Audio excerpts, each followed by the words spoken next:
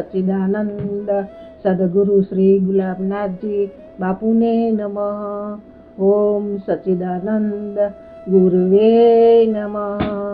ગુરુ બિન જ્ઞાન ન ઉપજે, ગુરુ બિન મીટે ન ભેદ, ગુરુ બિન સંશય ના મીટે. જય જય જય ગુરુદેવ. સદગુરુ વિના આપણને આપણા સ્વરૂપની ઓળખાણ થાય જ નહીં. કોઈ પણ ક્ષેત્રમાં જઈએ ગુરુની જરૂર પડે. સદગુરુ જ અનંત અનંત જન્મોની ભ્રાંતિનો બાદ કરે ત્યારે જ્યારે આપણામાં સદગુરુ પ્રત્યે પૂર્ણતા હોય તો જ. સદગુરુનું જ્ઞાનથી જ હું પંચભૂતનું શરીર નથી, શરીર મારું નથી. કેમ? આ શરીર પ્રતિક્ષણ પરિવર્તનશીલ છે. જેનો જન્મ છે તેનું મૃત્યુ નિશ્ચિત છે. શરીર સત્ય હોય તો સદાય એવું ને એવું રહેવું જોઈએ.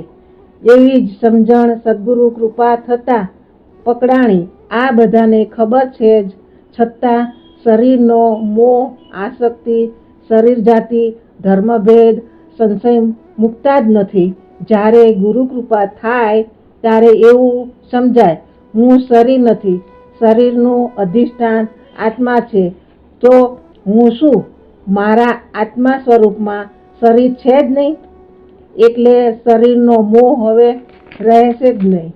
શરીર નથી તો ઇન્દ્રિયો તો હું ક્યાંથી? આત્મા અનાત્મા સાથે પકડ છૂટી જશે. આપણે હવે ગુરુ કૃપાથી જ સમજણ પડી. પરમાત્મા મેળવા કાંઈ જ કરવાની જરૂર નથી. સદગુરુની શાન પકડાય જાય તો મિથ્યા તન મન ધન પકડ છૂટી જાય. જેને જેને છૂટી છે તે બ્રહ્મ જ્ઞાન મસ્તીમાં રમણ કરે છે. ગુરુ કર્યા હોય તો તન મન ધન ની પકડ ન છૂટે તો દુઃખ સિવાય કાંઈ છે જ નહીં. રાગ દ્વેષ ઈર્ષા ભેદ જન્મ મૃત્યુ ભ્રાંતિમાં અટવાઈ જવાય છે. હવે સાચો ગુરુમુખી કોઈ પણ કોઈની નિંદા રાગ દ્વેષ અહંકાર કરે જ નહીં. કેમ કે અનુભવમાં આવે છે સર્વત્ર આત્મ સ્વરૂપ સિવાય કાંઈ છે જ નહીં.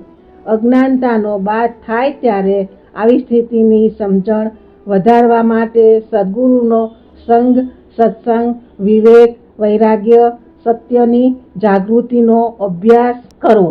ગુરુ સેવા અકર્તા ભાવથી કરવામાં આવે તો અખંડ ચૈતન્ય સ્વરૂપની જાગૃતિ થાય. એમાં કોઈને શંકા નથી.